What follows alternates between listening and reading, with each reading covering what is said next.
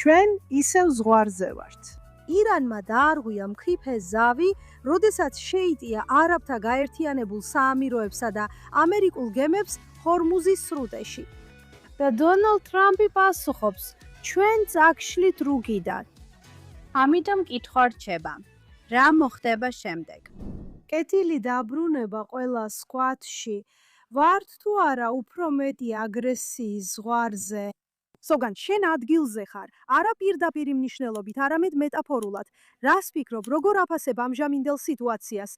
მივდივართ თუ არა აგრესიის კიდევ ერთ ტალღაზე? მე ვფიქრობ, ისინი უბრალოდ ეხებიან იმ წერტილებს, ტრამპის სენსიტიურ წერტილებს. და მე არ ვფიქრობ, რომ ტრამპი ამას მარტივად მიიღებს.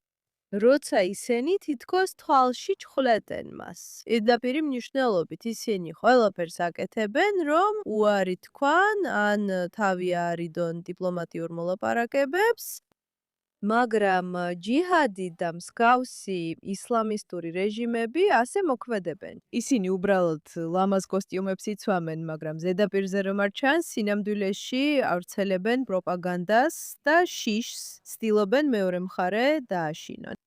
გულისხმობ იმას, რომ მან თქვა, რომ ტრამპი, რა თქმა უნდა, ჰორმუზის სრუტით გაატარებს ყველა იმ გემს, რომლის გატარებაც მოუნდება.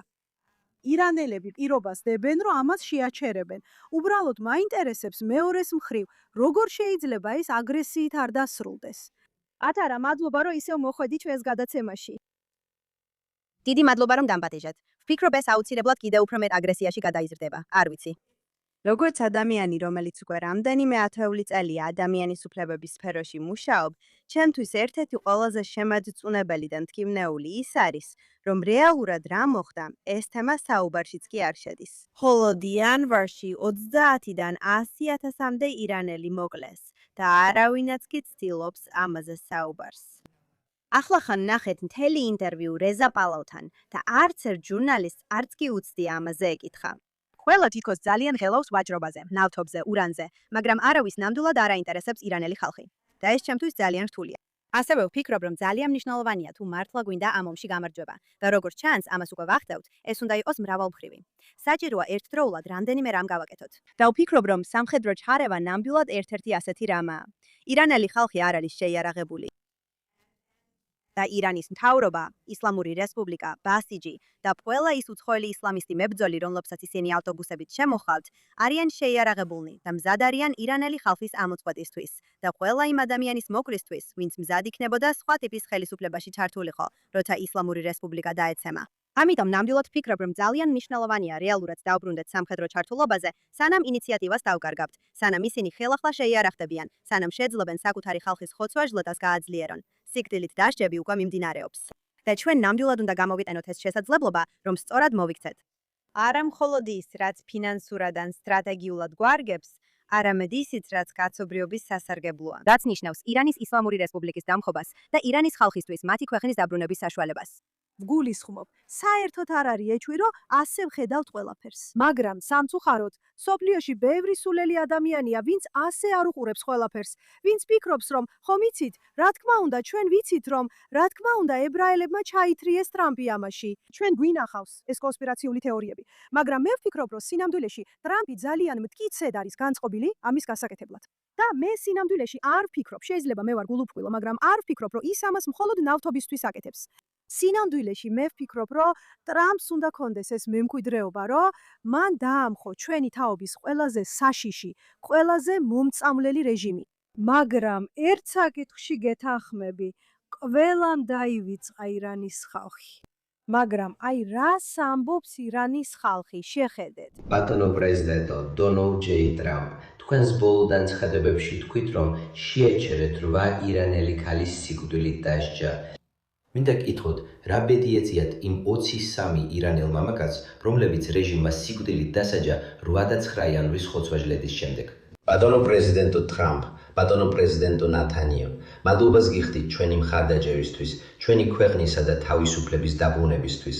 მაგრამ გთხოვთ, დაასრულეთ ეს საქმე და ბოლო მოუღეთ ამ ბოროტ რეჟიმს. გმადლობთ. ასე რომ ასეთი ვითარებაა, რომ ხალხი ფაქტობრივად ემუდარება. შემდეგ არის ის, რასთანაც ჩვენ აქ ყოველდღიურად გვაქვს საქმე. ისლამური რეჟიმის პროპაგანდა, რომელმაც მართლაც შეაღწია დასავლეთში.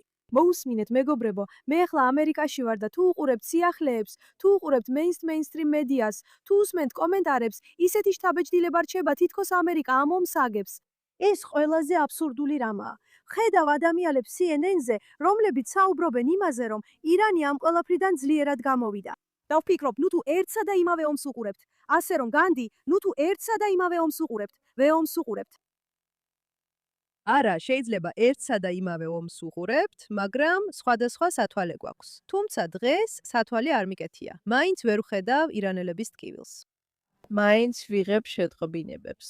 უნდა გაიგო, რომ ეხლა ირანში ინტერნეტის ისტორიაში ყველაზე დიდი დაბლოკვაა. და ხალხი ძალიან ბევრს იხდის.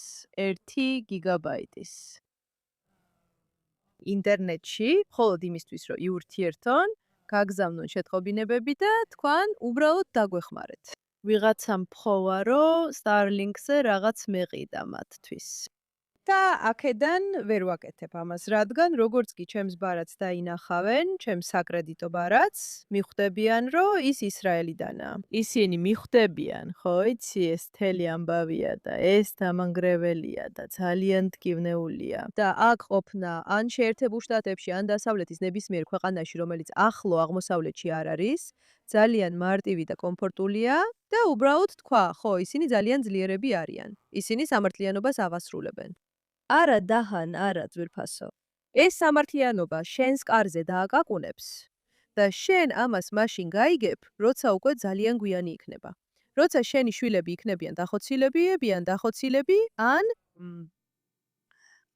ბავშვობისთვის სხვერპლად შეწირულები, მაგრამ სოგან რასაც ამბობ მართალია, ისინი რეალურად სჯიან ადამიანებს სიკვდილით, მხოლოდ იმის გამო, რომ Starlink-ი აქვთ. რამდენიმე დღის წინ X-ზე ელონ მასკს მიმართვები ვნახე. ადამიანებს სიკვდილით სჯიან იმის გამო, რომ Starlink-ი აქვთ. და კიდევ, ამდენი თვის შემდეგაც კი ჩვენ ყველანი პოსტ-ტრავმაში ვართ ამ ყველაფრის გამო. შეიძლება ჯერ კიდევ ტრავმაშიც კი ვიყოთ. მთელი ეს, იცით, შიმშილზე, ბლოკადებსა და ბლოკირებაზე, ეს მთელი სისხლის ცილის წამებებები, ვინ საუბრობს ირანელი ხალხის ამ საინფორმაციო ბლოკადაზე? და ამ ყველაფერს რო დავამატოთ, ირანელი ხალხის საინფორმაციო ბლოკადა, ირანის სახელმწიფო ტელევიზია ამატად მოუწოდებს და აცხადებს, რომ უნდა მოკვეთონ თავი იმ ადამიანებს, ვისაც მოღალატეებს უწოდებენ. შეხედეთ ამას. ვინ საკუთარ ხალხს და ერს გაყიდის, იმსახურებს თავის მოკვეთას. მართალია. გულისხმობ ეს ღრმა კონცეფცია სამშობლოს პატრიოტიზმისა და თანამოქალაქეებისადმი ღრმა ზრუნვის შესახებ არ არის რაღაც, რაზეც შეიძლება ვაჯრობა, ან დაველოდოთ ვნახოთ. თავის მოკვეთა. ჩვენ ცხოვრობთ დამახინჯებულ რეალობაში, როცა არავინ უყურებს იქ, სადაც უნდა უყურონ. უბრალოდ მინდა დააღვნიშნო რაღაც, რაც ძალიან მნიშვნელოვნად მიმაჩნია და ხშირად გამორჩენილია. ეს არის ის, რომ ძალიან მნიშვნელოვანია დავინახოთ, ვინ ირანის ისლამური რესპუბლიკა უშვებთ ქვეყანაში მხოლოდ იმ ჟურნალისტებს, ვინც მათთან თანამშრომლობს, რადგან როგორც ღაზაში, ირანშიც ჟურნალისტად ვერ შეხვალ, თუ ირანის ისლამურ რესპუბლიკასთან არ მუშაობ, რასაც CNN სწორად ასე აკეთებს.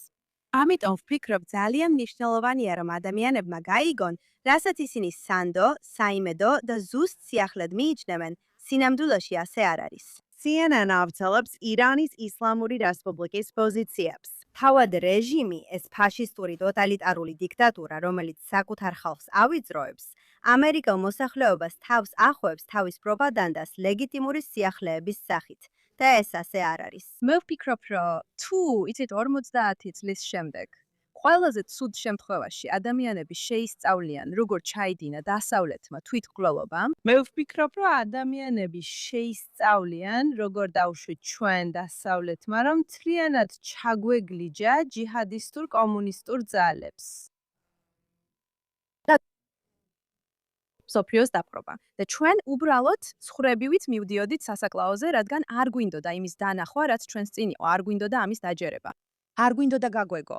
არ გვინდოდა გვებრძოლა იმ რაღაცებისთვის, რაშიც გვეგონა, რომ ჩვენი მშობლები ცდებოდნენ, ხო ესეა? ჩვენ გვეგონა, რომ ჩვენი მშობლები ან ბებია-ბაბუები იქნებოდა ეს კოლონიზატორები თუ დასახლებულები, ან სხვა ნებისმიერი ცოდვა ქონდათ ჩადენილი. იცი ეს თითქოს პირველყოფილი ცოდვაა შერეული ჯიჰადიზმთან, შერეული კომუნიზმთან და ისინი შეისწავლიან, როგორ შემოვიდნენ რუსეთი, ირანი, ჩინეთი და შთანთქეს დასავლეთი. და ყველა ის კარგი შესანიშნავი რამ, რაც დასავლეთმა მსოფლიოს მოუტანა, უბრალოდ თავისით, ხომ ასეა. თითქოს ბოლოს თითქმის არაფრის გაკეთება არ დასჭირდათ, რადგან ნამდვილი ომი, ირელი ომი ირანში არ არის. ირანელი ხალხისთვის კი, მაგრამ დასავლეთისთვის არა. ვეთანხმები, სრულიად ვეთანხმები და სამწუხაროდ ამ თემაზე საუბრისას ბოლო რამდენიმე დღეში კიდევ ერთი ტერორისტული თავდასხმა ვიხილეთ, ამჯერად დანით თავდასხმა, სადაც ორი უდანაშაულო ებრაელი დაჭრეს, რომლებიც ყოველდღიურ საქმეებს აკეთებდნენ Golders Green-ში, რაც ებრაული უბანია. და უბრალოდ ნახევარი ქვეყანა გაერთიანებული სამეფოს ნახევარი შოქშია. ხოლო მეორე ნახევარი ამბობს, რომ პოლიცია ტერორისტების მიმართ ზედმეტად სასტიკი იყო. თითქოს ამას ვერ მოიგონებდი. იცით, ხალხი ყოველთვის კითხულობს. და ვფიქრობ, ამ მომენტამდე, იცით რაც ბოლო რამდენიმე წელში გადაგხვდა, ჩვენგან არც ერთი შოშანაც კი, შეხო გადარჩენილი ბებია-ბაბუის ოჯახიდან მოდიხარ, არ ფიქრობ, რომ ჩვენგან რომელიმეს შეგვეძლო გაგვეგო, რა გზით მიდის საქმე ჰოლოკოსტამდე. და ვფიქრობ ეხლა კი. ჩვენ ამას ასე ნათლად ხედავთ. არის ერთი საოცარი რაბინი, რომელსაც ქუჩაში ინტერვიუს უღებენ. გუშინ ღამით მარკ ლემინსაც კი ქონდა მისი ჩანაწერი. და მან თქვა, ნუ თუ 30 წლის შემდეგ Golders Green Road-ზე ისე მოვალ, როგორც ახლა აუშვიცში მივდივარ და ვიტყვი, აქ ოდესღაც ებრაელები ცხოვრობდნენ. არსებობს ებრაული თემები, რომლებიც განადგურდა და აღარ არსებობს. და ერთ დღეს 80 წლის შემდეგ, ნუ თუ მე ან ჩემმა შვილებმა, ჩვენი შვილიშვილები გავიყვანოთ Golders Green-ის, Hendon-ის, Edgeworth-ის, Stamford Hill-ის ქუჩებში, ან რომელიმე ებრაულ თემში გაერთიანებულ სამეფოში. და ისინი იტყვიან, შეხედე იმ ნიშნულ სკედელზე. აქ ოდესღაც ებრაელი ცხოვრობდა. იმიტომ რომ ამ გზით მივდივართ. უკვე ძალიან გვიანია, აღარაფერი გვაკავებს. არ ვიცი, არ მესმის, მგონია რომ ამერიკა ცოტა უკეთესია, თუმცა ნიუ-იორკში მდგომარეობა ცუდადაა. კოლეჯების კამპუსები უკვე ხელიდან არის წასული. და ვფიქრობ, ჩემთვის, ნუ თუ ეხლა ჩვენი ეპოქა აღმოსავლეთისკენ გადადის. რადგან დასავლეთი ამერიკის გარდა და მგონია რომ დონალდ ტრამპი იქ ჯერ კიდევ კარგად იბრძვის. აღარა. კი, განსხვავებაა, ხო ესეა.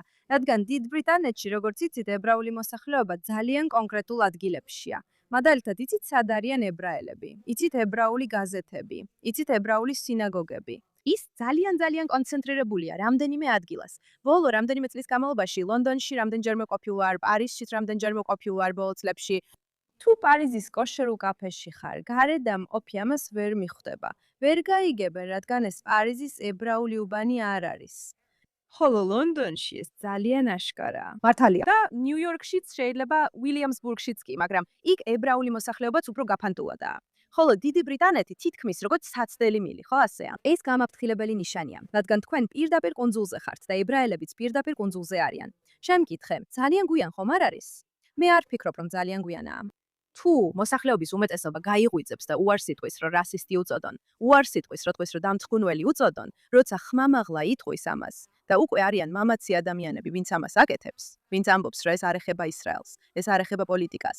ეს ანტისემიტიზმია და ამას უნდა დაესვას წერტილი. ეს ანტისემიტიზმზეა, მაგრამ ყველაფერი ერთმანეთში ირევა. ირონია ისაა, რომ სწორედ ისინი ამბობენ, ანტიციონიზმი არ არის ანტისემიტიზმიო, მაშინ რატომ ჯანდაბა ესხმით თავს ებრაელებს? მაგალითად, ჩემი მეგობარი რეიჩელ ჯონსონი, რომელიც LBC-ს შოუს უძღვება, ესაუბრება ერთ კაცს და ეკითხება: შლომამ Golders Green-იდან შეუკვეთა ლიბანზე ავიადართმებიო, რა შუაშია საერთოდ ის? და ზუსტად ესა ორივენაირად უნდათ. ისინი გვაკენებენ შეურაცხყოფას, გვიწოდებენ სიონისტებს და არა ებრაელებს, მაგრამ მერე ებრაელები დანით დაჭრეს და არც კი ჰკითხეს, სიონისტები იყვნენ თუ არა. ხო, ასე რომ ესეც ნაწილია პრობლემისა. და ამას ვამბობ როგორც ადამიანი, რომელიც გაიზარდა უკიდურეს მემარცხენეებში და ძალიან დიდი ხანია ჩართული ადამიანის უფლებებისა და სოციალური სამართლიანობის აქტივიზმში. არის ის, რომ ეს ნარატივი, ეს თითქოს საბჭოთა ანტისემიტური, ანტისიონისტური პროპაგანდა დაიწყო საზოგადოების შიგნით გავრცელება. მას ჰქონდა რაღაც თვითდაცვითი ელემენტი, რაც იმაში გამოიხატებოდა, რომ ამტკიცებდა, თითქოს ანტისემიტური არ იყო. ის თავიდან მხოლოდ ანტისიონისტური იყო, რაცა თავი დაეცვა კრიტიკისგან, მისი აშკარა ანტისემიტური ბუნების გამო, რადგან ანტისიონიზმი თავის არსით ანტისემიტიზმია. სინამდვილეში ეს ძალიან ეფექტური აღმოჩნდა. და დასავლეთში მასზე თითქმის არანაირი წინააღმდეგობა არ ყოფილა. და ძალიან ნერვიულობ ისეთ ადგილებზე, როგორიცაა გაერთიანებული სამეფო. არ ვიცი, ვფიქრობ თუ არა, რომ გაერთიანებული სამეფო საერთოდ შეიძლება გადარჩეს, თუ არ იქნება უზარმაზარი წინააღმდეგობა. და თითქმის ყველა, ვინც ხელისუფლებაშია, ძალაუფლებიდან უნდა ჩამოშორდეს და მათ ადგილას მოვიდნენ ადამიანები, რომლებიც ბევრად უფრო კომპეტენტურები არიან და აქვთ ძლიერი მორალური და ეთიკური პრინციპები, რომლებიც სიმართლისა და სამართლიანობისკენ მიუთითებენ. მაგრამ ფაქტია, რომ მთელ დასავლურ სამყაროს ჰქონდა შესაძლებლობა ესწავლოს სხვისი გამოცდილებიდან, ანუ ჩვენ არ გვჭირდებოდა ჩვენი შეცდომებიდან სწავლა. ირანი არსებობს, ხომ ასეა? ირანი უნდა ყოფილიყო ჩვენთვის გააკვეთილი იმის შესახებ, რა ხდება, როცა წითლები და მწვანეები ერთიანდებიან, რა ხდება, როცა მემარცხენეები და ისლამისტები პარტნიორობენ. და ეს საშინელი მაგალითია იმ სიმართლისა, რაც ხდება, როცა ეს ალიანსი ყალიბდება. ამიტომ ჩვენ არ გვჭირდება ამის სწავლა. არ გვჭირდება ჩვენი შეცდომების დაშვება. ჩვენ ნამდვილად შეგვიძლია უბრალოდ დავინახოთ ეს. მაგრამ ანტისემიტური ნარატივები, რომლებიც ახლა ასე პოპულარული და ნორმალიზებულია დასავლურ სამყაროში, ძალიან რთული იქნება, რომ მოვიშოროთ. აბსოლუტურად. და სოგამ გაერთიანებულ სამეფოში ორი რამაა, რაც საინტერესოა, უпростоრად ძალიან შემაშფოთებელია. ერთი ისაა, რომ მათ არ აუკრძალავთ ირანის ისლამური რევოლუციის გუშაგთა კორპუსს და ხალხი პირდაპირ სთხოვს მათ ამას. და მეორე ისაა, რომ ირანის ისლამური რევოლუციის გუშაგთა კორპუსის მძინარე უჯრედები ლონდონშია. ეს ყველასთვის ცნობილია. და როგორც ჩანს, ხელისუფლებამ არ იცის, რა ქნას ამასთან დაკავშირებით. ასე რომ ჩვენც არ ვიცით. რაც ჩვენ ვიცით, ყველა ეს ტერორისტული თავდასხმა შეიძლება ლონდონში ისლამური რესპუბლიკის მიერ იყოს კოორდინირებული. სოგან, გაქვს რაიმე ინფორმაცია ისლამური რესპუბლიკის საქმიანობის შესახებ მსოფლიოში და განსაკუთრებით დიდ ბრიტანეთში? ეს ჩემი ცხოვრების ყველაზე მგრძნობიარე წერტილია. ყველაფერი, რაც ხდება დიდ ბრიტანეთში, ირანში და რკინის ზღვაში, ლონდონში და ზოგადად დიდ ბრიტანეთში ბევრი ირანელია, რომლებიც ცდილობენ ირანის თავისუფლებისთვის იბრძოლონ. ბევრი მათგანი ჩემი საუკეთესო მეგობარია. მაგრამ ირანის რევოლუციური გვარდიის უჯრედები ლონდონში და მთელ დიდ ბრიტანეთში უბრალოდ სიგიჟეა. მართლა? და ისინი იღებენ საფუძველს. ისინი იღებენ, იცი? ისინი ასე დაცულები არიან მთავრობის მიერ. ვიცი. მთავრობა ირანის რევოლუციურ გვარდიას არც კი აცხადებს უკანონო ორგანიზაციად და არც ტერორისტულ ჯგუფად აღიარებს, როგორც ეს მთელმა ევროკავშირმა გააკეთა. და ანტისემიტიზმიც უბრალოდ ამასთანაა დაკავშირებული, იმიტომ რომ არ ვიცი გითხარით თუ არა თქვენ, მაგრამ მე გამრიცხე სკოლიდან დიდ ბრიტანეთში, სანამ საერთოდ შევიდოდი სკოლაში. იმიტომ რომ სოციალურ მედიაში ანტისემიტიზმზე ვსაუბრობდი. ეს მოხდა 7 ოქტომბრის შემდეგ. მათ არ გააგრძელეს. მათ ჩავამართვეს სტიპენდია და მითხრეს, რომ ჯერ კიდევ შეგიძლია მოხვიდე, მაგრამ გთხოვ შენი პოლიტიკური შეხედულებები კამპუსის გარეთ დატოვე. მაგრამ პოლიტიკას კი სწორედ თქვენ ტოვებთ კამპუსში. ხო. პოლიტიკით თქვენ გლელობასა და რასიზმს კანონიერ და დიპლომატიურ სახეს აძლევთ. ხო. მათი პოლიტიკა მისაღებია კამპუსზე. უბრალოდ შენი პოლიტიკა არ არის მისაღები კამპუსზე. ხო, ზუსტად. მაგრამ ეს ნამდვილად. ანტისემიტიზმი პოლიტიკაა. თქვენ ფიქრობთ, რომ ირანის რევოლუციური გვარდია ნამდვილად მყარად არის დამკვიდრებული დიდ ბრიტანეთში? რა თქმა უნდა, მათ ყავთ ძალიან ბევრი მკვლევარი და პროფესორი კამპუსებში, რომლებიც დაფინანსებულია ირანის რევოლუციური გვარდიის მიერ. დაჯერება ძნელია. მართლა დაუჯერებელია. იცი, დაუჯერებელია, რომ ეს ყველაფერი მისაღებია, ნორმად იქცა და ყველასთვის ჩვეულებრივია. და არავინ ამბობს, რომ ეს ჰიტლერის აკრძალვას გავს. არ მესმის, როგორ შეუძლია დიდ ბრიტანეთს ასე მარტივად გამოძრეს ამით. მართლა არ მესმის. ისინი ახლახან გირაოთი გაათავისუფლეს პირი, რომელმაც სასწრაფო დახმარების მანქანა ააფეთქა. და ეხლა დიდი ბრიტანეთი საშუალებას აძლევს ირანის ისლამური რევოლუციური გვარდიის კორპუსს. მათ საელჩოს იქ გაავრცელონ საჯარო განცხადებები, სადაც მოუწოდებენ ნებისმიერ ირანელს, ვინც ეროვნული გრძნობით არის შეპყრობილი, წავიდეს და თავი შესწიროს. ისინი სთხოვენ დიდ ბრიტანეთში მცხოვრებ ირანელებს, რომ გახდნენ მოწამეები. და დიდი ბრიტანეთის მთავრობა ამის შესახებ იცის და უბრალოდ აძლევს უფლებას, რომ ეს მოხდეს. ო, უფალო, შოშანა. ამას კიდევ ერთი ელემენტი აქვს. ეხლა იტალიიდან სტატისტიკა ვნახე სინამდვილეში. და იქ ეწერა, რომ იტალიაში დაბადებების რაოდენობა 2025 წელს დაახლოებით 300,000 იყო. ხოლო გარდაცვალებების რაოდენობა 600,000 აჭარბებდა. ხომ ასეა? ეს არა მხოლოდ ნახევარი ჩანაცვლებაა, არამედ ეს სხვაობა იმიგრაციით ივსებოდა. ხო, მაგრამ ეს იყო პრობლემა. თქვენ არა მარტო არ ანაცვლებთ თქვენს მოსახლეობას, არამედ ანაცვლებთ თქვენს მოსახლეობას იმიგრანტებით, რომლებიც შემოდიან. ისინი ხშირად არც კი სურთ, რომ შეერწყან თქვენს კულტურას. ამიტომ ძალიან ბევრი ფაქტორია, რომლებსაც უნდა გაუმკლავდეთ. ვიღაცამ ნამდვილად უნდა დააკვირდეს რა ხდება და თქვას, რა მიმართულებით მივდივართ, რა საფრთხის წინაშე ვდგავართ. და ვაპირებთ თუ არა, გავაკეთოთ ის, რაც საჭიროა უკან დასახევად. იცით, ეს მალონია, რომელიც თითქოს მემარჯვენე ლიდერია და უნდა შეაჩეროს იმიგრაცია. თუ ეს ხდება იმ მემარჯვენე ლიდერთან, რომელიც იმიგრაციას აჩერებს, მალონთან, მაშინ რა იმედი უნდა კონდეს ვინმეს დიდ ბრიტანეთში? ეს სასაცილოა. რადგან ეს იმიგრანტები შემოდიან, მათი უმეტესობა მამაკაცია, მათი უმეტესობა ეკონომიკური მიგრანტია, ვიყოთ გულწრფელები, ისინი სინამდვილეში არაფერს გაურბიან. და ისინი შემოდიან, აჩერებენ სასტუმროებში და შეღავათებს აძლევენ. და ხალხი დიდ ბრიტანეთში ძლივს ასრულებს თვეს, ძლივს იხდის გაზის გადასახადებს. და ყოველდღე და რა არის მესიჯი? მესიჯი არის, მოდი არალეგალურად, იმიტომ რომ ყველაფერს მიიღებ. ნუ შეწუხდები ლეგალურად მოსვლით. ეს არის მესიჯი. იცი, ისინი პასპორტებს ზღვაში აგდებენ იქ მისვლამდე, იმიტომ რომ ასე ეუბნებიან, რომ გააკეთონ, რადგან ეს მათთვის ხელსაკრელია. მათ უკეთესი შანსი აქვთ, რომ თავშესაფრის მაძიებლად მიიღონ. ყველაფერი გადიჟებულია, ამას ვერ მოიგოლებდი. თუ ჩვენ წერდით დისტოპიურ ფილმს დასავლეთის აღმავლობასა და დაცემაზე, სწორედ ასეთ ფილმს დავწერდით. ეს არის ის, რაც ხდება. ისინი იყენებენ იმას, რასაც დასავლეთის სისუსტეებად მიიჩნევენ.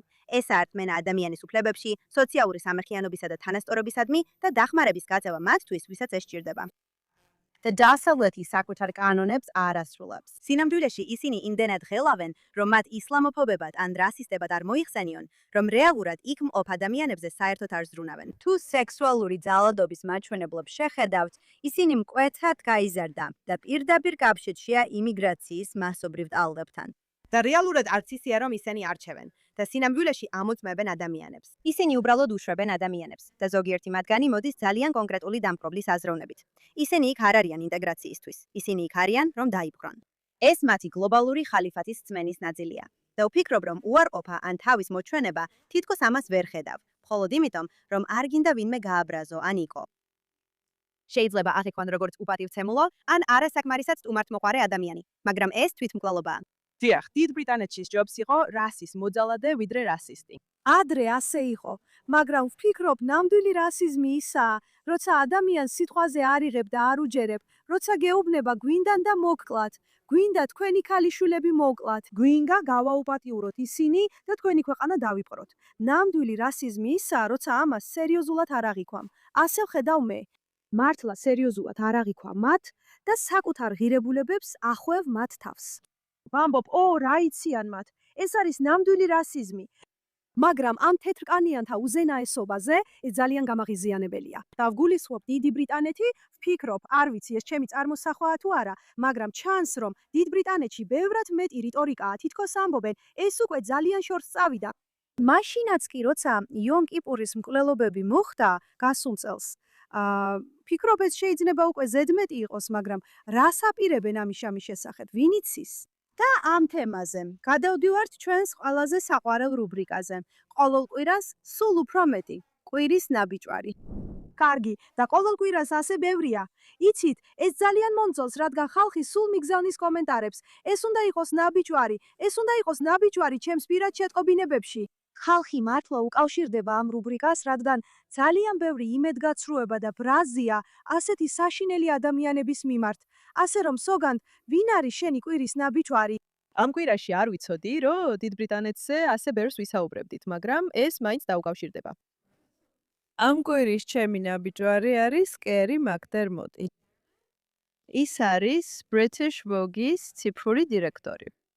და მისი ბოლო სტატია ეხება ჩვენს საყვარელ ჯიჰადისტთა დამცველს ფრანჩესკო ალბანეზეს. ის წერს, გასულ ზაფხულს ალბანეზე გახდა პირველი გაეროს ოფიციალური პირი ისტორიაში, რომელსაც აშშ-ს მთავრობამ სანქციები დაუწესა. სტატუსი, რომელსაც ადამიანის უფლებათა ადვოკატი და ორი შვილის დედა ახლა იზიარებს ისეთ პირებთან, როგორიცაა ვლადიმირ პუტინი და ბაშარ ალასადი. ხო, იმსახურებს ამას. მაგრამ ისინი ჩვეულებრივი ადამიანები არ არიან. ისინიც მამები არიან. ასევე მე მაქვს ძალიან კარგი მაგალითი.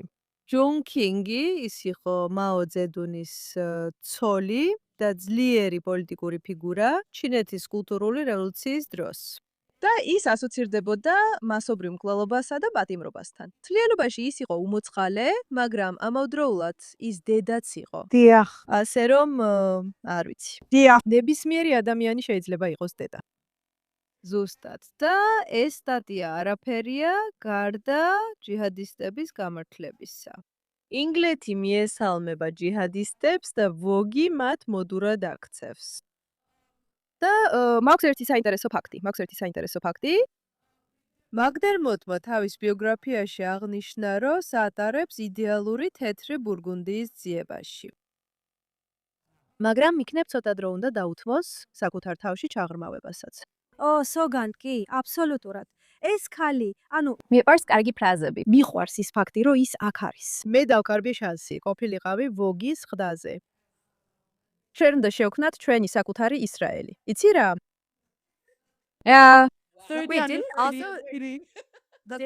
ჰილელ ნოიერმაც გამოავლინა. განა ჰილელ ნოიერმა არ გამოავლინა ის ფაქტი, რომ სინამდვილეში ის არ არის იურისტი, ალბანეზე. მართლა? ეს არ ვიცოდი. ის უცნაური ადამიანია. და ჩანს, რომ ის სინამდვილეში იტალიის დიდ ნაწილს წარმოადგენს, რადგან იტალია ძალიან ანტისემიტური ხდება. ძალიან. წარმოიდგინე, ავა ბლონდი ვოგის ყდაზე. ზუსტად, ევა ბრაუნი. ყდის წიგნი ევა ბრაუნი.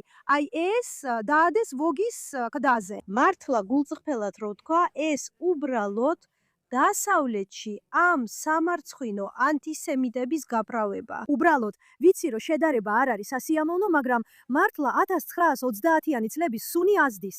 მართლა ევროპა 1930-იანი წლების ევროპა. ბევრ ადამიანს ეგონა ასე. ხო, ჩვენ უკვე იმედებს გავხსნით, რომ ამას უბრალოდ არასასიამოვნო უწოდოთ. აქ არასასიამოვნოზე არ არის ლაპარაკი. ხო. მაგრამ ამავდროულად საშინელია, რომ ეს ასე ფართოდ არის გავრცელებული ხელოვნების სამყაროში, აკადემიურ წრეებში, ხომ ასეა? ესენი არიან ადამიანები, რომლებიც მართლა გულწრფელად თვლიან, რომ ყველაზე განათლებულები, ყველაზე პროგრესულები, ყველაზე განსწავლულები არიან, ყველაზე ფასეულები და ისინი ყველაზე მეტად არიან ინდოქტრინირებულები. ყველაზე მეტად ინდოქტრინირებულები. და ისინი ფიქრობენ, რომ სიმართლის, იმედისა და სიკეთის მხარეს დგანან. უბრალოდ უარესი ვეღარ იქნება. კარგი. შოშანა, ვინ არის შენი ნაძირალა? ჩემი ანკვირის ნაძირალა სინამდვილეში ორი ადამიანია.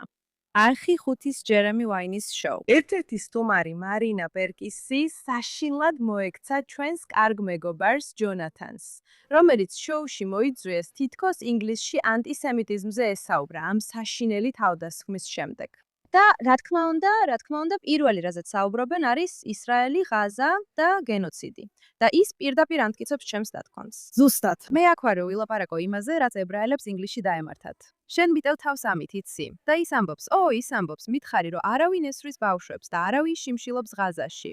და ის უბრალოდ ამბობს, გოგო, ჩვენ Golders Greens-ზე საუბრობთ, შენ ამტკიცებ ამ აზრს. ეხლა მეგნახე GB News-ის ერთ კლიპში და შენ საუბრობდი იმაზე, რომ ფიქრობ, ანტისემიტიზმის ზრდა გამოწვეულია BBC-სა და Sky News-ის მიერ, რომლებიც ისრაელის ქმედებებს ამახინჯებენ. შენ არ ფიქრობ, რომ ანტისემიტიზმის ზრდა არ ვამბობ, რომ ეს სწორია, მაგრამ ანტისემიტიზმის ზრდა პირდაპირ უკავშირდება ისრაელის მთავრობის ქმედებებს 7 ოქტომბრის შემდეგ. მთავარი კავშირი, რასაც მარინა აქ აკეთებს, არის ისრაელის სახელმწიფოს ქმედებების დაკავშირება ამ ქვეყანაში მცხოვრები ებრაელი ხალხის ყოველდღიურ ცხოვრებასთან. ხო, მაგრამ ვფიქრობ, მაგრამ უნდა ითქვას, რომ მარინა ამაში მართალია, რადგან ამ ქვეყანაში მცხოვრები ებრაელი ხალხის ცხოვრება ზიანდება ისრაელში მიმდინარე მოვლენების დამახინჯებული და გადამეტებული გაშუქების გამო. როდესაც ეს დამახინჯებულია და ერთმხრივადაა წარმოდგენილი, ეს ნიშნავს, რომ ბრიტანეთის ქუჩებში ადამიანები ხშირად არასწორად იგებენ რა ხდება და შემდეგ ამ გაუგებრობასა და ისრაელის დემონიზაციას ბევრი მათგანი იყენებს საბურველად და მიზეზად, რომ ებრაელი ხალხი დააზიანონ. ან ჭირდება, რომ ეს მარშები შაბათ-დილით სინაგოგასთან გაიაროს, როცა ხალხი ლოცვას ცდილობს. ეს ებრაელი ხალხის დასაზიანებლად არ კეთდება. აი ეს არის. ჩემთვის ადამიანი, რომელიც რეალურად ანტისემიტიზმის ამ ზრდისთვის საბაბს იძლევა, ბენიამინ ნეთანიაჰუ და ისრაელის მთავრობა. და ძალიან შემეცოდა ის, რადგან ვიგრძენი, რომ იმ ნაგავში, იმ უსარგებლო ხალხში ჯდომა ძალიან მტკივნეულია, როცა ადამიანები ჯერ კიდევ საავადმყოფოში არიან სწორედ ამ მიზეზით. და არ ვიცი, მე შევძლებდი თუ არა იმას, რასაც ის აკეთებს. ის კარგადაა. ჩვენ აქ ამაზე არ ვსაუბრობთ. ჩვენ ნაძირალებზე ვსაუბრობთ. მაგრამ ისინი მართლაც საშინელი ნაძირალები იყვნენ, რომ მას მისცეს სიტყვა და შემდეგ შეუტიეს. და არც კი მისცეს საშუალება, როგორც ებრაელს, ებრაელებზე ესაუბრა, რომლებიც ამ საშინელ თავდასხმაში დაზარალდნენ. კარგი, ვფიქრობ, შენ ამით ადასტურებ, რომ გაერთიანებულ სამეფოში ნაძირალების ჯგუფზე მიუთითე, რომლებიც ფაქტობრივად ჯერ კიდევ საავადმყოფოში არ მისულან და უკვე ამბობენ, აბა რას ელოდებით, ნახეთ რა ხდება ღაზაში. კარგი, რა კავშირი აქვს ამას? ორივე მხარეს ვერ ითამაშებ. ერთის მხრივ ვერ იტყვი, რომ ანტიზიონიზმი, ანტისემიტიზმი არ არის. და მეორეს მხრივ დაადანაშაულო ებრაელი, რომელიც Golden Square-ზე დადის, იმაში რაც ღაზაში ხდება, რომელია სწორი? ეს არის პრობლემა. ზუსტად, ეს არის პრობლემა. ზუსტად. ორმაგი სტანდარტები, მუდმივად მსხვერპლის დადანაშაულება. ხო გესმით, რაღაც უნდა გაგეკეთებინა. იმსახურებდი ამას. იცით, ბოლო რამდენიმე დღის განმავლობაში იმდენი რადიო გადაცემა მოვისმინე დიდი ბრიტანეთიდან, სადაც ამბობდნენ, რომ ებრაელებს საკმარისად არ უსაუბრიათ იმაზე, რაც ღაზაში ხდება. რას შეცვლის ეს? სუდანელები ინგლისში ლაპარაკობენ იმაზე, რაც სუდანში ხდება და ამის გამო მათაც დანითესხმით თავს. შევდივართ რუსულ ეკლესიებში და რუსებს ვესხმით თავს იმის გამო, რასაც პუტინი აკეთებს. ან ჩინელებს ვსჯით მათი ლიდერების გამო. გეყოფა. რა არის ამაში საინტერესო? და ჩვენაც კი ვაკეთებთ იმ რაღაცებს. ჩვენაც კი ვაკეთებთ იმ რაღაცებს, რაშიც გვადანაშაულებენ. თავიდანვე ეს ყველაფერი სისხლის ცილის წამებაა. ეს თავიდანვე სისხლის ცილის წამებაა, მაგრამ ეს მიუთითებს ანტისემიტიზმის განსაკუთრებულ ხასიათზე, რომელიც ასე მარტივად შეიძლება უარყო, დამალო და დაამახინჯო.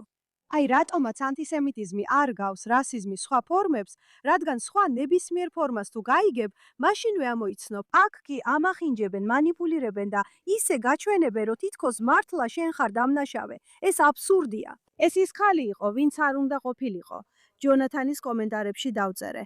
ანუ რა საშინელი ხალია? არ ვიცი ამას როგორ აკეთებ. ზუსტად ეს დავწერე ჯონათანზე. და მან მიპასუხა და მითხრა, რომ მას არაფერი იცის. აბსოლუტურად არაფერი იცის. იცის? კარგი, ნამდვილად ღირსეული ნაძირალა. ატარით, შენ რას იტყვი? ამიტომ ჩემი დღევანდელი ნაძირალა, როგორც ხშირად ხდება, არის ფლოტილია. ამჟამინდელი კონდომების ფლოტილია. კონდომების ფლოტილია. კოკაინის და კონდომების ფლოტილია. არ ვიცი, თქვენგან რამდენმა იცით ჩემი საქმიანობა, მაგრამ მე ძალიან მარცხენა ფლანგიდან მოვდივარ. და ფლოტილია იცით, როგორც ყველა კარგი პატარა სოციალური სამართლიანობისა და ადამიანის უფლებების დამცველი, მეც ანტი-ისრაელის BDS მოძრაობის მხარდამჭერი ვიყავი. და სწორედ 2010 წლის ფლოტილიამ შემაცვლევინა აზრი, რადგან ეს ყველაფერი ვნახე რა მოხდა და ვნახე როგორ არიწერა ეს ამბავი. და ეს მართლა შოკის მომგვრელი იყო ჩემთვის, რადგან აშკარად სარეკლამო ტრიუკი იყო, დაფინანსებული და ორგანიზებული მეზოგინიური, რასისტული, გენოციდური, კოლონიური ტერორისტების მიერ. და ეს ისე იყო წარმოჩენილი, თითქოს ისინი უდანაშაულო მსხვერპლები იყვნენ. ეხლა ეს ფლოტილია და ყველა ფლოტილია, რომელიც მანამდე იყო, უბრალოდ ღრმად გროტესკული, ნარცისისტული წარმოდგენაა. ისინი იღებენ ნამდვილ ებრაულ პოლიტიკურ საკითხებს და ყველაფერს საკუთარ თავზე აქცევენ. ეს ყველაფერი ეხება იმას, რომ მათ შეუძლიათ თავიანთი სათნოება გამოაჩინონ, გადაიღონ სელფები და თავი წარმოაჩინონ.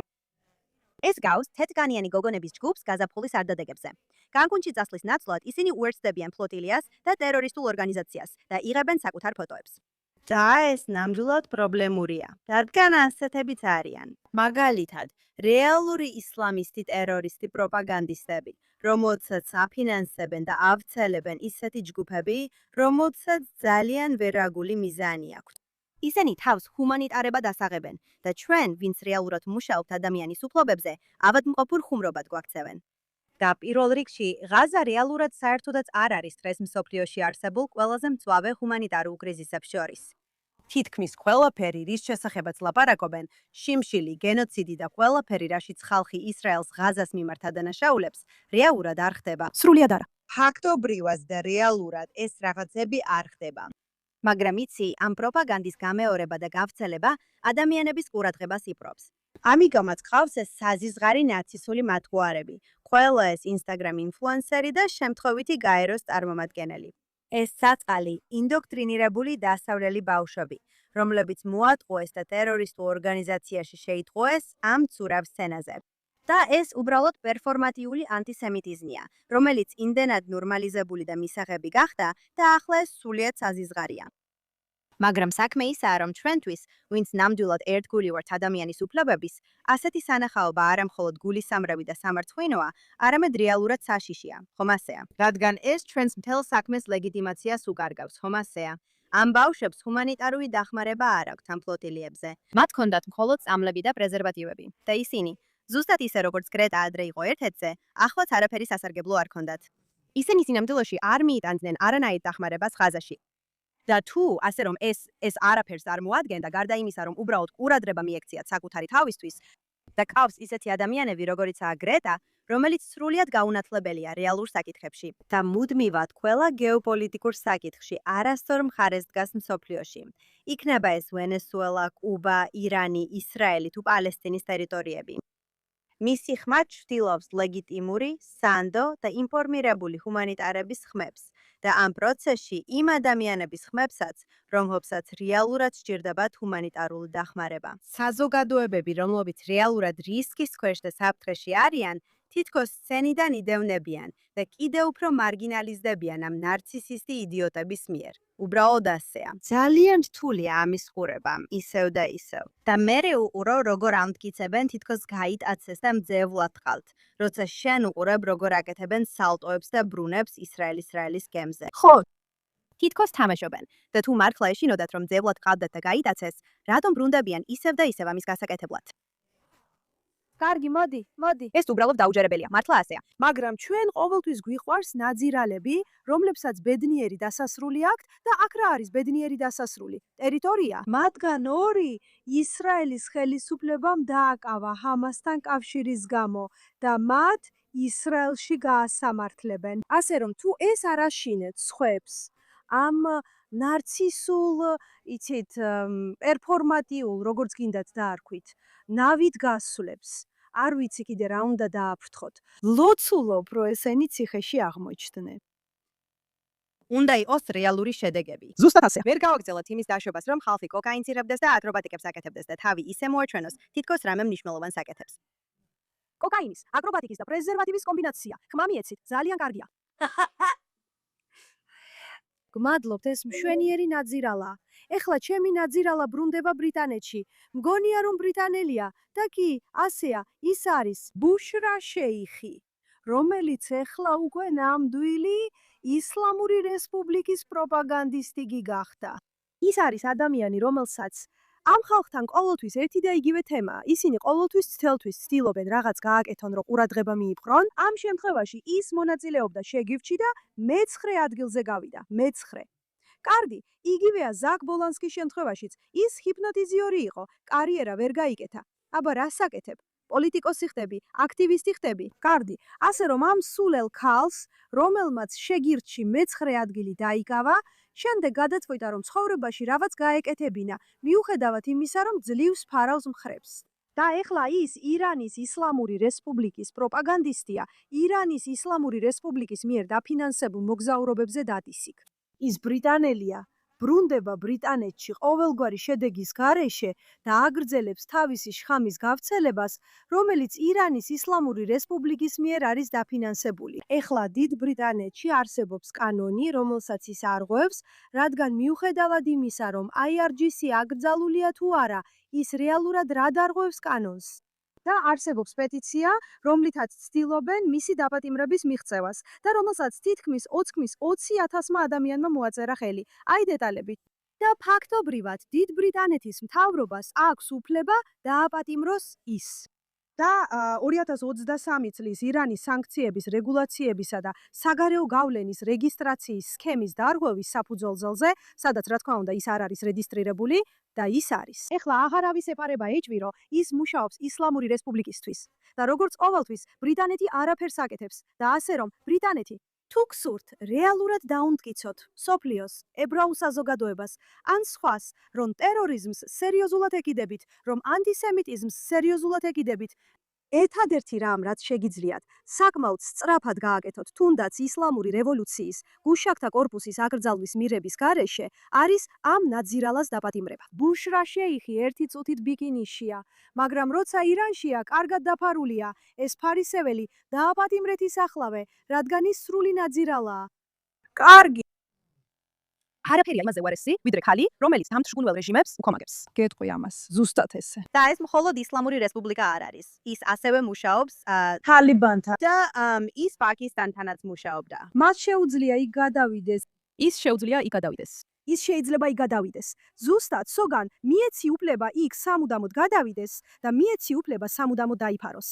და მოდი ვნახოთ, როგორ მუშაობს რეალურად რეპრესიები. უბრალოდ სასაცილოა, რომ მას შეუძლია ინგლისში შემოსვლა და გასვლა, ისე თითქოს არაფერი ხდება, უბრალოდ. ის ჯაშუშია, ეხლა უკვე ჯაშუშია. აბა რას აპირებ ამაზე? ტოლფ, კარგი. ესე რომ ჩვენი შესანიშნავი პროგრამა ყოველთვის ბედნიერ და პოზიტიურ ნოტაზე უნდა დავასრულოთ და იმდენი ნაძირალა, რამდენიც არის, კიდევ უფრო მეტი გმირია. სოგან, მოდი ისევ შენით დავიწყოთ. ვინ არის შენი გმირი ამ კვირაში? კარდი, რას გეუბნება სიტყვა მიშელი? მიშელი. არა, კარგი. ხო, მადლობა, შოშანა. ხო, ეს სიმღერა მიშელი ნოამბატანის შესრულებით, ჩვენი სიმღერა იქნება ევროვიზიაზე. იცი, მე დიდი გულშემატკივარი ვარ ევროვიზიის. ძალიან მიყვარს. ეს არის დღესასწაული, გართობა და მუსიკა. მაგრამ წელს, როცა სამმა ქვეყანამ ევროვიზია აკრძალა და თქვეს, რომ არ აჩვენებენ, არ გაუშვებენ ამ პროგრამას თავიანთ ტელევიზიაში, ფილმებს და სხვა რაღაცებს ჩაანაცვლებენ და ამის ნაცვლად ის იქა იმ სცენაზე დგას, თავისი ცხოვრების საუკეთესო შესრულებას აჩვენებს, მთელი გულით გამოდის, ესეთი სიამაყით. და მღერის ებრაულად და ფრანგულად. და ის ამდენ სიყვარულს და ერთობას მოაქვს და ეს არის ერთიანობის ნამდვილი სახე. როცა იმ სცენაზე გადიხარ, როცა მღერი ამდენი ადამიანის, ამდენი ნიჭიერი ადამიანის გარემოცვაში, მთელი მსოფლიოდან და დროშას აფრიალებ და ამით ამაყობ. მე მას დიდ წარმატებას უსურვებ. და მე ძალიან ვამაყობ, რომ ევროვიზიის ნაწილი ვართ და ასევე ვამაყობ ევროვიზიით, რომ მათ არ დათმეს, ასე ვთქვათ, იცით? ხო, იმ ზეწოლას, რაც მათზე იყო. ხო. ეს საოცარია და ძალიან ბედნიერი ვარ. წადით და მოусმინეთ იმ სიმღერას. დიახ, კარგია. აქედან ვამხნევებ მას. კარგია, დიახ, ეს კარგი სიმღერაა და შენ მართალი ხარ, სოგან. იმიტომ რომ იცი, ის ქვეყნები, რომლებმაც ისრაელი დააბოიკოტეს, აღარ მონაწილეობენ. ესპანეთს არ უნდა, რომ ისრაელი მსოფლიო თასის ნაწილი იყოს, მაშინ ისინი აღარ მიიღებენ მონაწილეობას. რაც გჭირდება, ეს არის ინსტიტუტები, რომლებსაც ჯერ კიდევ აქვთ ხერხემალი და უთხრან, ეს თქვენი არჩევანია. და შემდეგ ისინი დარჩებიან ყველაფრის მიღმა. და არა ის, რომ აიძულებენ ყველას, რომ ჩვენ გამოგვიყვანონ და მე ეს მარტივი არ უნდა იყოს. და რა თქმა უნდა, აქ ამ პროგრამაში წარსულშიც ქონია ესეთი შემთხვევები. ბოლო ორი შესანიშნავი მომღერალი, ფენომენალური მომღერლები, რომლებიც მღერმღეროდნენ ნამდვილი ტკივილითა და ვნებით. გასული წლის მომღერალი ნოვას გადარჩენილი იყო, ღმერთო ჩემო. და ამის შემდეგ, რაც გადაიტანე, ამ ყველაფრის შემდეგ, ამ სიძულვილს რო უპირისპირდები და ამას სიამაყიქა და ძალით აკეთებ, ეს ადამიანები გმირები არიან. სრულიად გეთანხმები, დიდი მადლობა განთ, შესანიშნავი გმირი. კარდი, შოშანა, ვინ არის შენი გმირი ამ კვირაში? კარგი, ჩემი გმირი ამ კვირაში არის J.K. Rowling-ი. დიახ. თუ მის ახსნას გაეცნობით. ბოლო 5 დღის განმავლობაში, სულ მცირე, ხო. ის არა მხოლოდ თავის აზრებს თვითავს, არამედ აზიარებს ებრაული საზოგადოების ხმებს, ან იმ ადამიანების ხმებს, ვინც იცავს ებრაულ საზოგადოებას მომხდარის გამო. და ის ეწინააღმდეგება ისეთებს, როგორებიც არიან, როგორია მისი სახელი, Owens-ი, Joe Jones-ზე. ის ნაგავი. ხო, და ის უშიშად ეწინააღმდეგება მათ და ამბობს, რომ უნდა შეხვიდეთ მის გვერდზე და ნახოთ. მაგრამ იცი, მე ვამჩნევ, რომ ადამიანები, რომლებმაც ტკივილი და ძალადობა გამოიარეს ცხოვრებაში, ბევრად უფრო ადვილად არჩევენ კარგსა და ბოროტს. და ჩვენ ეს ვიცით. J.K. წარსულში ძალადობის მსხვერპლი იყო. ის ქალთა თავშესაფარში ცხოვრობდა. მან იცის, რას ნიშნავს იყო მსხვერპლი და გადარჩე. ხშირ შემთხვევაში ეს გაძლევს უფრო ნათელ ხედვას ცხოვრებაში. და არ ვიტყოდი რომ მინდა ყველას ჰქონდეს ძალადობის გამოცდილება, რათა გაიგონ რა არის კარგი და რა ბოროტი. მაგრამ ვიტყოდი, რატომ არ მოусმინოთ მათ, ვინც ბოროტებას გადაურჩა. და ცოტა უფრო ყურადღებით არ მოусმინოთ. რა შეუწყვიტოთ მათთვის საშინელი სიტყვების სროლა და უბრალოდ მოусმინოთ რას ამბობენ. და ამას სჭირდება, იცი, მას ახლა არაფრის გაკეთება არ უწევს, ის მილიარდერია. არაფერი მას. ის ძალიან ცნობილი ქალია. მას შეეძლო უბრალოდ თავის მამულებში ჯდომა, გართობა, ჩაისმა და სკონების ჭამა და რაც უნდა ის. მაგრამ ის იყენებს თავის ხმას და პლატფორმას, რომ გამოხატოს თავისი აზრი და მე ამას ძალიან პატივს ვცემ. დიახ, ვიცი, რომ ის ძალიან საკამათოა ტრანს უფლებებთან დაკავშირებით და მე რეალურად მესაუბრა ტრანს ქალებთან ამ თემაზე. ხვდები, რომ მის ნათქვამში ბევრია ნიუანსი იმასთან შედარებით, რაც რეალურად ხდება დიდ ბრიტანეთში. როცა მინდა ტრანს საკითხზე გადავიდე, მაგრამ ჩემი აზრი ისაა, რომ მას არ უნდა გაუუქმონ მხოლოდ გარკვეული რაღაცების გამო. და მე მტკიცედ მჯერა, რომ სხვის მოსმენა, გაგება და მათთვის ხმის ამოღება შესანიშნავი რამაა. და მე მართლა ვაფასებ იმას, რომ ამ გასულ კვირაში ხმა ამოიღო. ის შესანიშნავი იყო სხვების გაძლიერებაში და იმ ადამიანების გაჩუმებაში, ვისაც სხვები ვერ აჩუმებენ, რადგან მათ არ აქვთ ასეთი პლატფორმა. ასე რომ ის ჩემი გმირია ამ კვირაში. დიახ, ის მართლაც საოცარი იყო. ის გამოვიდა და ფაქტობრივად თავისი ხმა გააჟღერა. ებრაულ საზოგადოებასთან ერთად დადგა. ეს მარტივი საქმე არ არის. რადგან დარწმუნებული ვარ, ისედაც უამრავ სიძულვილს იღებდა თავისი შეხედულებების გამო რეალურ ქალებზე, ახლა კი ანტისემიტიზმსაც იღებს და მაინც მამაცია და ყველაფერს გაუძლებს. შესანიშნავი გმირია. მადლობა შოშანა. ტარა, შენთვის ვინ არის ამ კვირის გმირი? ჩვენ ბრუნდებით გაერთიანებულ სამეფოში. იცით, ძალიან გულდასაწვდია იმის ხურება, როგორ აკეთებენ პოლიტიკოსები ერთნაირ უმნიშვნელო განცხადებებს ამ საშინელი ანტისემიტური თავდასხმების შესახებ, რაც ხდება. იქნება ეს ნიუ-იორკში, იქნება ეს ლონდონში. და კիր სტარმერი ნამდვილად იყო უნებისყოფო, მლიქვნელი, ტერორის ხელშემწყობი. ძაგვარი. და სინამდვილეში საქმე ისაა, რომ მას გამბედაობა არ ყოფნის, როცა უბრალოდ პრინციპულად უნდა დადგეს. და არა მხოლოდ ანტისემიტიზმის წინააღმდეგ გამოსვლა, არამედ რეალური ქმედებების გადადგმაც ამ ძალადობრივი ანტისემიტური ტერორისტული თავდასხმების შესაჩერებლად. არა მხოლოდ ანტისემიტური, არამედ ანტიირანული ტერორისტული თავდასხმებისაც. მან საფრთხის ქვეშ დააყენა მთელი გაერთიანებული სამეფო, არა მხოლოდ ებრაელები, არა მხოლოდ ირანელები, არამედ მთელი ქვეყანა. ეხლა მე ნამდვილად არ მივიჩნევდი თავს. ან არასდროს მიმიჩნევია თავი ასეთი კონსერვატორისთვის. მაგრამ როცა მემარცხენეები სულ უფრო და უფრო შორდებიან რეალობას, მე სულ უფრო ხშირად პოულობ ისეთ ხმებს, რომლებიც სუფთა სიცხადითა და სიმართლით საუბრობენ, არაშინიათ სიმართლის პირდაპირ თქმის და აქვთ ძალიან მტკიცე მორალური კომპასი. და მე მათ ძალიან ვაფასებ. და ჩემი გმირი ამ კვირაში არის ქალი სახელად ქემი ბადნა. ბადნა და მაგინა. ბადნა, რომელმაც ბოლო რამდენიმე თვეში ნამდვილად დიდი შთაბეჭდილება მოახდინა ჩემზე.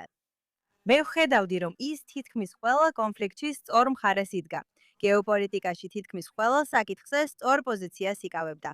ის ტერორიზმის მსხვერპლთა გვერდით იდგა. ის ანტისემიტიზმის მსხვერპლთა გვერდით იდგა. ის გაერთიანებულ სამეფოში საშინელი ისლამისტური თავდასხმების მსხვერპლთა გვერდით იდგა. და მე ვეუბნები ებრაელებს. ისრაელი არ შეიძლება იყოს ერთადერთი თავშესაფარი ებრაელებისთვის. ბრიტანეთიც უნდა იყოს თავშესაფარი და მე დავდგები და ხმამაღლა ვიტყვი ამას. და ყველა დანარჩენმა, ვინც ხედავს რა არის არასწორი, უნდა შეძლოს თქვას, ჩვენ ებრაელი ხალხის გვერდით ვდგავართ. ჩვენ არ შეგვიძლია ბრიტანელი ებრაელების დადანაშაულება იმაში, რაც სხვა ქვეყანაში ხდება, ზუსტად ისე, როგორც არ დავადანაშაულებდით ბრიტანელ ნიგერიელებს იმაში, რაც ნიგერიაში ხდება, სადაც ქრისტიანებს ხოცავენ. აქ ორმაგი სტანდარტია, რაც ძალიან უცნაურია. პალესტინა უნიკალურია როგორც მემარცხენე რადიკალების, ასევე ისლამისტი ექსტრემისტების თვალში. ეს ორი ჯგუფია, ვინც ამ ყველაფერს აღვივებს. მათთვის ეს განსაკუთრებულია. ჩვენ არ ხედავთ პროტესტებს სუდანში ჩადენილი სისასტიკეების გამო. ჩვენ არ ხედავთ პროტესტებს სხვაგან ჩადენილი სისასტიკეების გამო. თუ ხალხს გონია, რომ პალესტინაში რაღაც ცუდი ხდება, ამას ვიგებ. მაგრამ ამაზე განსაკუთრებული ყურადღების გამახვილება სინამდვილეში ანტისემიტიზმის საფარია. და ის უბრალოდ არ ეშინია სიმართლის პირდაპირ თქმის, მაშინ როცა ბევრ ადამიანს ამის ძალიან ეშინია. ამიტომ როცა მას ვუყურებ, ის ჩემთვის შთაგონებაა. ის ჩემთვის ნამდვილად შთამაგონებელია. ასე რომ ის არის ჩემი გმირი ამ კვირაში. კებინოკი არის კონსერვატიული პარტიის ლიდერი, ფაქტობრივად გაერთიანებული სამეფოს ოპოზიციის ლიდერი და ის საოცარ საქმეს აკეთებს. გარდა ამისა, ის უკვე 3 წელია შესანიშნავ საქმეს აკეთებს ღაზას ომთან დაკავშირებით. ის ყოველთვის სწორ მხარეს იდგა ამ საკითხში. ის მართლაც შესანიშნავია. მე მქონდა პატიმი შევხედროდი მას, როცა ის ვაჭრობის მინისტრი იყო და ის ისრაელში ჩამოვიდა, სადაც ღონისძიება გაიმართა და მე შევხვდი მას. ის მართლაც შესანიშნავია. ის სინამდვილეში ისრაელთან სავაჭრო შეთანხმებას აწარმოებდა მოლაპარაკებებს, რომელიც, რა თქმა უნდა, თაროზე შემოიდო, როგორც კი ლეიბორისტული მთავრობა მოვიდა ხელისუფლებაში. მათ თაროზე შემოიდეს სავაჭრო შეთანხმება ისრაელთან, მაგრამ სწორედ ის იყო, ვინც რეალურად აწარმოებდა მოლაპარაკებებს და წინ წევდა ამ პროცესს. ის მართლაც შესანიშნავი ადამიანია და ვეთანხმები, ის ყველა მხრივ გმირია. კარდი, ჩემი გმირი ამ კვირაში არის ჩემი ბავშვობის ნამდვილი კუმირი, რომელიც სრულიად შესანიშნავია, ბოი ჯორჯი. ღმერთო ჩემო, ბოი ჯორჯი. როგორ უნდა გცოდნოდა მაშინ, რომ ის იქნებოდა გონივრული აზრის ხმა, რომელიც იტყოდა, მე არ მივატოვებ ჩემს ებრაელ მეგობრებს. ჩემი ებრაელი მეგობრები ჩემი საუკეთესო მეგობრები იყვნენ. როცა აღარავინ მესაუბრებოდა, იცი მას რომ რეაბილიტაციის კურსი ქონდა გავლილი. ჩემი ებრაელი მეგობრები ჩემს გვერდით იდგნენ. მე ჩემს ებრაელ მეგობრებს გვერდით დაუდგები. როცა დაჯრის შემთხვევა მოხდა, ის მივიდა იმ ადგილას, სადაც ეს მოხდა, რათა სოლიდარობა გამოეხატა. და შემდეგ ეს უბრალოდ სიგიჟეა, მან პრესაში საუბარი გააგრძელა. ის გამოვიდა ირლანდიურ საღამოს შოუში პირდაპირ ეთერში მაყურებლების წინ. და კითხეს მას, კითხეს და მან თქვა, მე ჩემს ებრაელ მეგობრებს გვერდით დაუდგები. და ვინც ებრაელებს იცნობს, ყველა მიცის რა შესანიშნავი ხალხია ისინი. და ამბობს, თქვენგან რომელიმე იცნობს ებრაელებს? უბრალოდ უყურეთ ამას.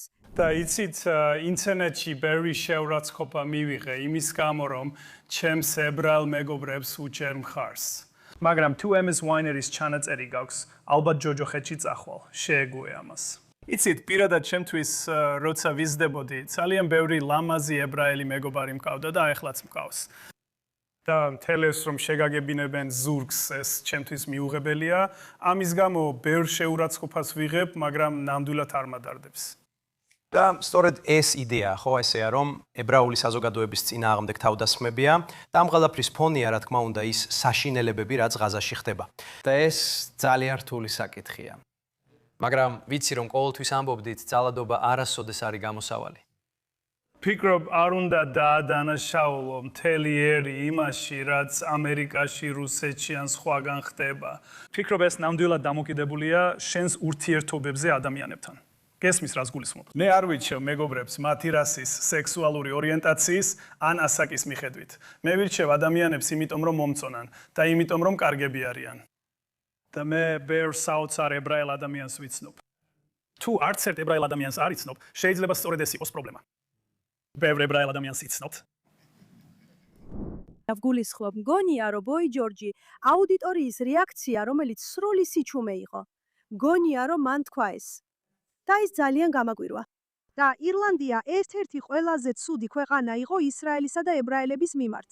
რაც კი ბოლო რამდენიმე წელში შეიძლება წარმოიდგინო, ისრაელმა იქიდან თავისი საელჩე გაიყვანა, რადგან სიტუაცია იმდენად ცუდი იყო. ეს იმდენად ცდენად სამარცხვინოა, ეს იმდენად საზიზღარია. და ის იქა ამ ცოცხალ აუდიტორიასთან ერთად ფაქტობრივად ამტკიცებს, რომ ისინი ყველანი ანტისემიტები არიან. მაგრამ ამას დიდი სიმამაცე სჭირდება. და დღეს დილით ვნახე მისი პოსტი, სადაც ამბობდა, ბევრი გამომწერი დავკარგე, მაგრამ იმდენი შესანიშნავი ახალი გამომწერი შევიძინე, ასე რომ ყველას მობიწოდებთ გამოიწეროთ ბოიროთ ბოი ჯორჯი. მისი მორალური პოზიცია ძალიან მკაფიოა. ის იყო ესეთი შესანიშნავი, ასეთი თბილი, მზრუნველი და მხარდამჭერი.